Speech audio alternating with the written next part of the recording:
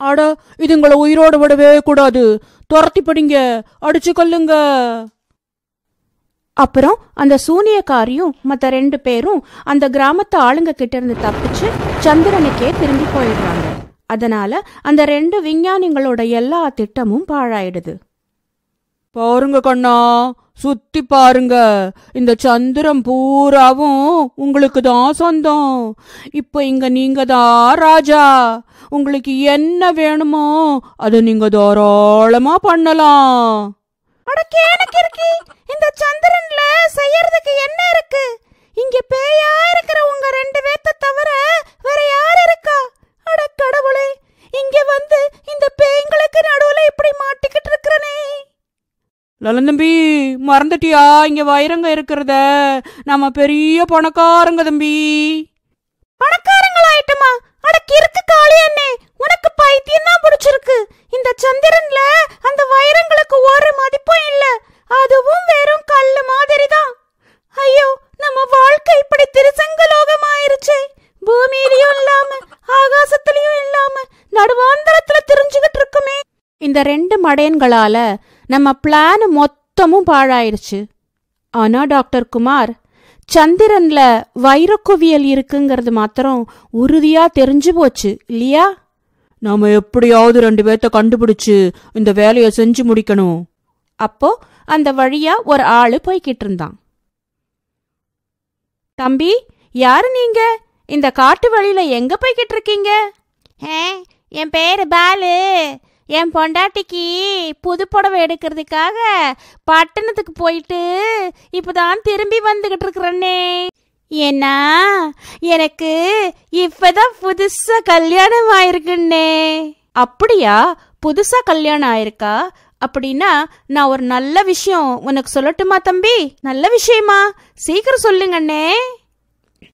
தம்பி, நாங்க ஒரு விமானம் செஞ்சிருக்கோம். அதுல யாரையாவது ஃப்ரீயா சுத்தி பாக்குறதுக்கு அனுப்பணும்னு நினைக்கிறோம். உனக்கு வெளிநாடு போக இஷ்டமா தம்பி? என்னது, வெளிநாடு அனுப்புறீங்களா? கரும்பு தின்ன கசக்குமா அண்ணே?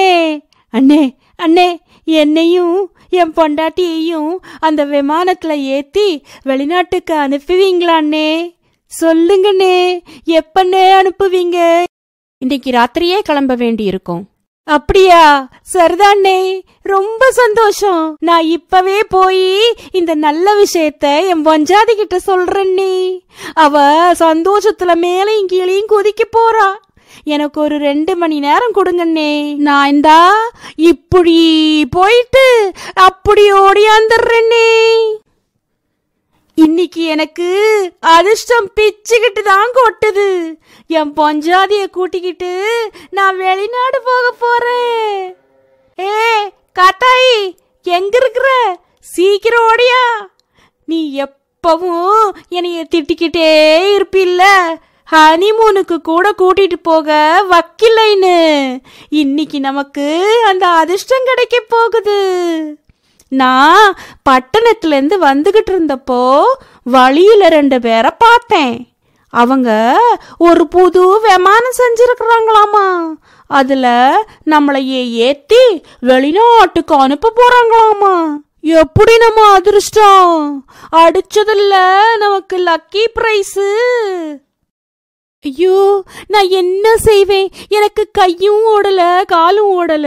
நம்ம தலையெழுத்தே மாறப்போகுது ராக்காயி. உங்க பரம்பரையிலேயே முதல்ல விமானத்துல ஏறி வெளிநாட்டுக்கு போன ஆளு நீயாத்தான் இருப்ப. அட, என்ற பரம்பரையை விடுங்க. உங்க பரம்பரையில யாரு விமானத்துல போயிருக்கா? நம்ம கல்யாண ஊர்வலத்தை கூட எரும மாட்டு வண்டியில வச்சவங்க தானே உங்க வீட்டுக்காரவங்க.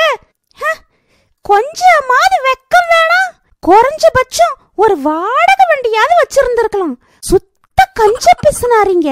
அட, இப்ப எதுக்கு அந்த வேண்டாத்த கதையெல்லாம் பேசிட்டு இருக்கிற? சீக்கிரமா உள்ள போய் உன் துணியெல்லாம் எடுத்து வச்சுக்க. நம்ம கிட்ட நிறைய நேரம் இல்ல. இன்னும் 1 மணி நேரத்துக்குள்ள நாம அங்க போயாகணும்.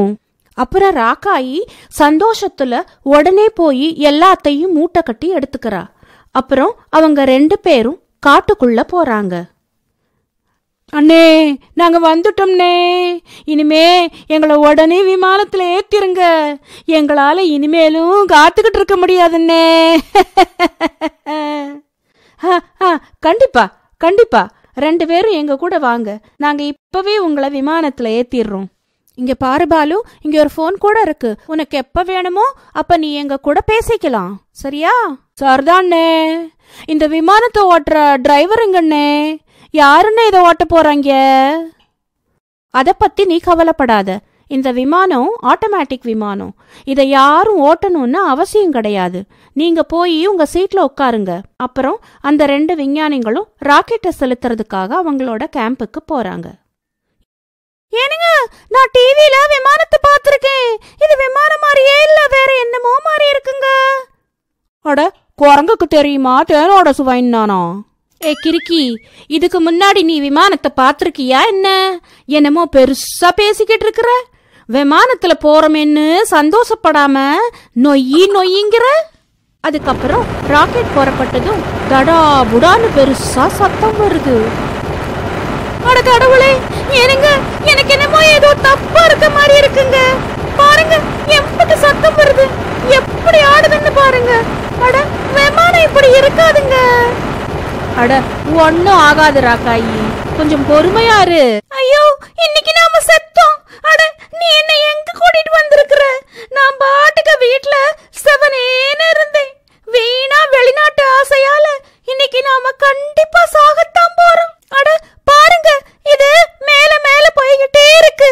இது நமக்கு தேவையா? இன்னைக்கு நாம கண்டிப்பா செத்தோம்.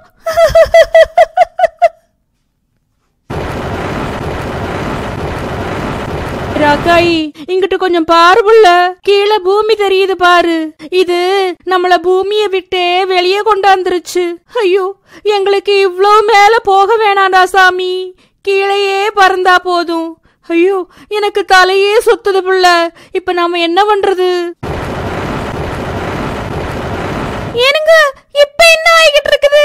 நாம ஏன் இப்படி மேல பறந்துகிட்டு கிடக்குறோம்?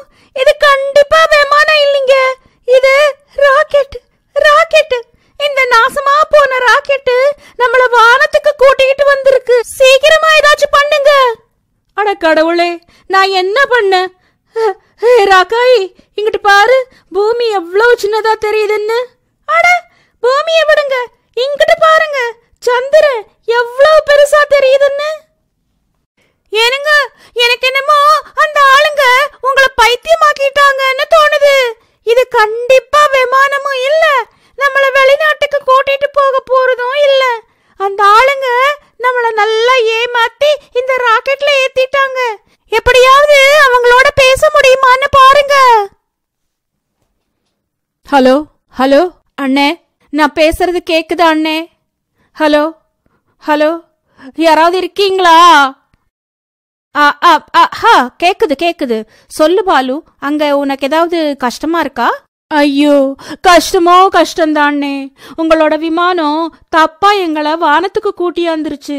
நாங்க சந்திரனுக்கு ரொம்ப பக்கத்துல இருக்கோம். ஏதாவது பண்ணுங்கண்ணே, இந்த விமானத்தை பூமிக்கு வர்ற மாதிரி செய்யுங்கண்ணே. இங்க பாரு பாலு, நாங்க உங்ககிட்ட ஒரு விஷயத்த மறைச்சிட்டோம். நாங்க 2 பேரும் விஞ்ஞானிங்க.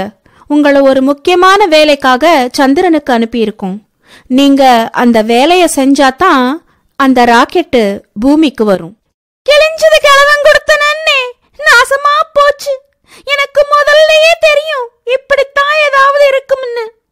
நம்ம கல்யாண ஊர்வலத்தையே எரும மாட்டு வண்டியில வச்சவன் தானே நீ என்ன வெளிநாட்டுக்கு கூட்டிட்டு போவேன்னு நம்பினது ஏன் தப்புதே? என் கேரகம் இப்படி வந்து மாட்டிக்கிட்டு இருக்கிறேன். நல்லா கூட்டிட்டு வந்தியா ஹனிமூனுக்கு. இப்ப சந்திரன்ல கொண்டாடு ஹனிமூன. அட கேடுகட்ட விஞ்ஞானிகளே, உங்களுக்கு ஏமாத்துறதுக்கு நாங்க தான் கிடைச்சோமா ஐயா? அண்ணே அண்ணே, தயவு செஞ்சு இந்த ராக்கெட்டை பூமிக்கு திருப்பிருங்கண்ணே. இல்லைனா என் பொஞ்சாதி என்ன கொன்னே போட்டுருவா. இப்ப நான் என்ன பண்ண? விஞ்ஞானி அண்ணே, எங்களை சந்திரனுக்கு அனுப்பி உங்களுக்கு என்ன ஆக போகுது விஞ்ஞானி அண்ணே?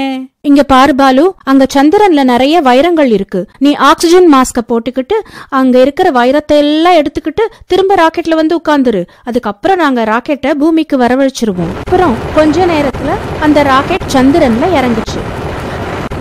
ராக்கெட்டோட சத்தத்தை கேட்டு அந்த 3 பேயும் முழிச்சுக்குதுங்க. இங்க பாரு ராக்காயி, கோவப்படாம கொஞ்சம் நான் சொல்றத கேளு. இப்ப நம்ம கிட்ட வேற வழியே இல்ல புள்ள. இந்த விஞ்ஞானிங்க சொல்ற வேலைய நாம செஞ்சுதான் ஆகணும். இல்லைன்னா இவங்க இந்த ராக்கெட்ட பூமிக்குள்ள வரவிட மாட்டாங்க புள்ள. யோ, புலம்புறத நிறுத்தியா?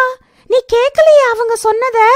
நிறைய வைரங்கன்னு சொன்னாங்கல்ல, அதுல இருந்து கொஞ்சத்தை நாமளும் எடுத்து வச்சுக்கிட்டோம்னா பெரிய பணக்காரங்கள் ஆயிடலாம் ஐயா. எது நடந்தாலும் அது நல்லதுக்காகத்தான் இருக்கும். வாயா போகலாம்.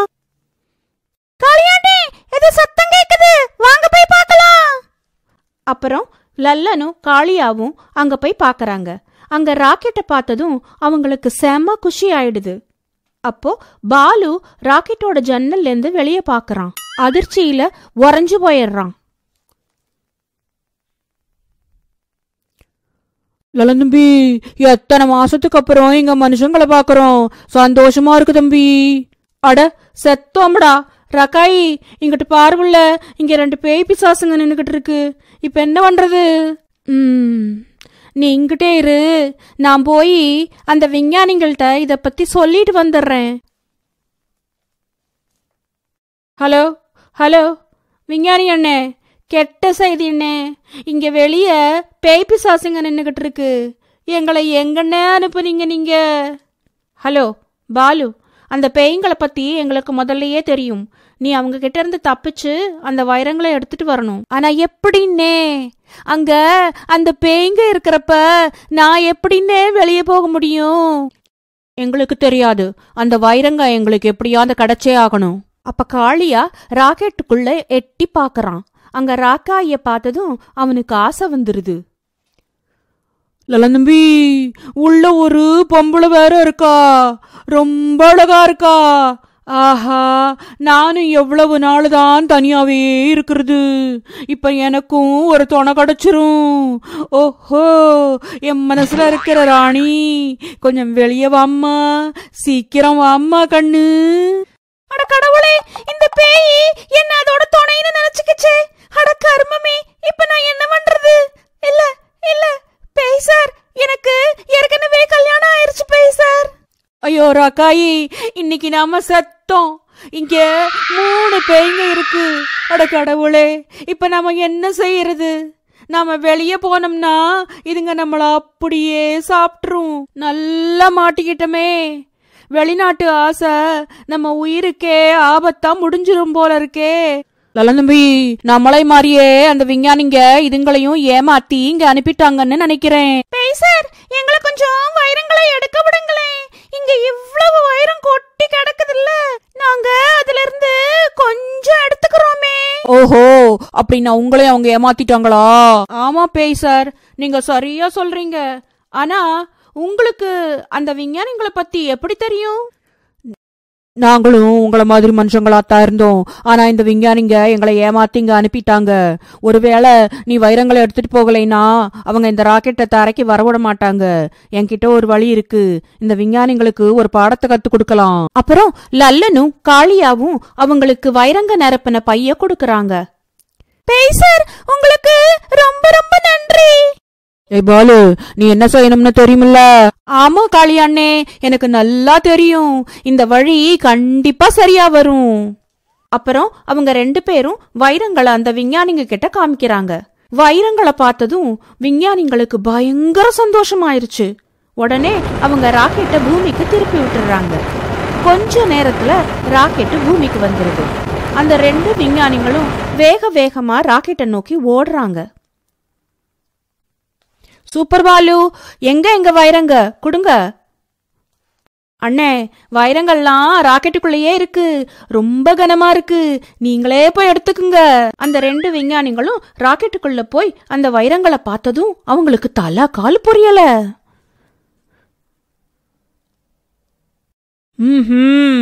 ரொம்ப பண்ணிட்டீங்க. இப்ப நீங்க படுங்க. அப்புறம் ராக்கெட்டை பறக்க வைக்கிற பொத்தான பாலு அழுத்திடுறான். ராக்கெட் மறுபடியும் சந்திரனை நோக்கி போச்சு. ஐயோ, நம்மள நல்லா ஏமாத்திட்டாங்க டாக்டர் குமார். ராக்கெட்டை சந்திரனை நோக்கி யாரோ லான்ச் பண்ணிட்டாங்க. அங்க அந்த பேய்ங்க நமக்காக காத்துக்கிட்டு இருக்கும். இப்ப என்ன பண்றது டாக்டர் குமார்? கொஞ்ச நேரத்துல ராக்கெட் சந்திரனுக்கு வந்துருது. அட கடவுளே, நம்ம செத்தோம். இந்த பேய்ங்க இங்கேயே நின்னுகிட்டு இருக்குதுங்க. வாங்கண்ணே வாங்க, உங்களுக்காகத்தான் நாங்க காத்துக்கிட்டு இருக்கோம்.